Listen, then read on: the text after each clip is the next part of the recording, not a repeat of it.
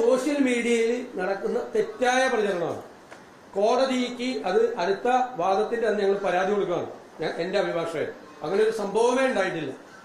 അത് കൈരളി ന്യൂസിൽ അടക്കമുള്ള ചില വാർത്താ മാധ്യമങ്ങളിൽ വന്ന തെറ്റായ വാർത്തയാണ്. അതെങ്ങനെയാണ്? ഞാൻ ആ നോട്ടീസിന്റെ മറുപടിയിലല്ലേ എനിക്ക് സംസാരിക്കാൻ പറ്റുള്ളൂ. ആ നോട്ടീസിന്റെ മറുപടി നിങ്ങൾക്കെല്ലാം കിട്ടിയ മറുപടിയാണ്. ഞാൻ കടകംപള്ളി സുരേന്ദ്രനെതിരായി അദ്ദേഹത്തോട് എനിക്കെതിരെ കേസ് കൊടുത്തേക്കണം. എന്താ? ദ്വാരപാലക ശില്പം ഏത് കോടീശ്വരനാണ് വിറ്റത് എന്ന് കടകംപള്ളി സുരേന്ദ്രൻ പറയണം. കാരണം അദ്ദേഹം അന്നത്തെ ദേവസ്വം മന്ത്രിയാണ്. അറിയാവുന്നവരോട് ചോദിച്ചാലല്ലേ പറയാൻ പറ്റുള്ളൂ. ഇതാണ് ഞാൻ മാധ്യമങ്ങളോട് പറഞ്ഞത്. അതിനാണ് എനിക്കെതിരെ കേസ് കൊടുക്കുന്നത്.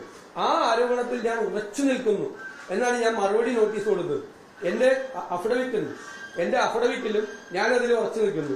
ഞാനെങ്ങനെ വാദത്തിൽ നിന്ന് എന്റെ നോട്ടീസിലും അതുപോലെ ഞാൻ കൊടുത്ത അഫിഡവിറ്റിൽ നിന്നും മാറി എനിക്ക് സംസാരിക്കാൻ പറ്റുന്നത് എന്റെ അഭിഭാഷകൻ എനിക്ക് അദ്ദേഹം എന്താണ് പറഞ്ഞതെന്ന് എന്നെ അറിയിച്ചിട്ടുണ്ട്.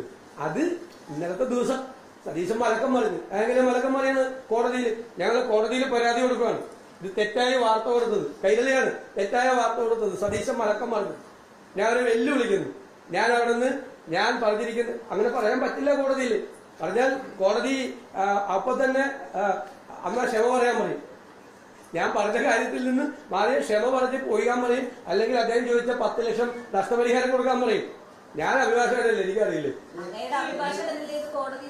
അല്ല, അവരെ പറഞ്ഞിട്ടില്ല. നിങ്ങൾ കൈരളി എഴുതിയ പച്ചക്കള്ളം. ഞാൻ വീണ്ടും ആവർത്തിച്ച് പച്ചക്കള്ളാണ്. കൈരളി എന്തു പറയും, എന്തു വൃത്തികേടും പറയും. ആ വൃത്തികേടുകൾ പറയുന്ന കൂട്ടത്തിലാണ് ആ ഒരു കാരണവശാലും അതാണ് പ്രവർത്തിക്കുന്നത്. നിങ്ങൾ എന്നെ ഭീഷണിപ്പെടുത്തൊന്നുമല്ല. പറഞ്ഞോളൂ. ഇത് പച്ചക്കള്ളാണ് ഈ പറഞ്ഞത്. കോടതിയിൽ പറയാത്ത കാര്യം പച്ചക്കള്ളം പ്രചരിപ്പിച്ചു. എന്ത് വൃത്തികേടും പറയും. ഒന്നുകൂടി ആവർത്തിച്ചോ. എന്ത് വൃത്തികേടും പറയും. ഈ സോഷ്യൽ മീഡിയയിൽ നടക്കുന്ന തെറ്റായ പ്രചരണമാണ്. കോടതിക്ക് അത് അടുത്ത വാദത്തിന്റെ അന്ന് ഞങ്ങൾ പരാതി കൊടുക്കുകയാണ്.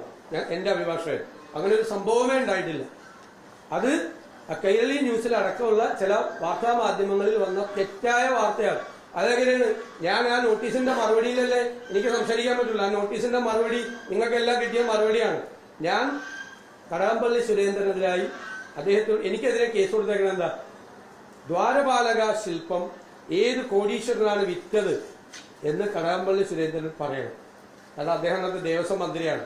അറിയാവുന്നവരോട് ചോദിച്ചാലല്ലേ പറയാൻ പറ്റുള്ളൂ. ഇതാണ് ഞാൻ മാധ്യമങ്ങളോട് പറഞ്ഞത്.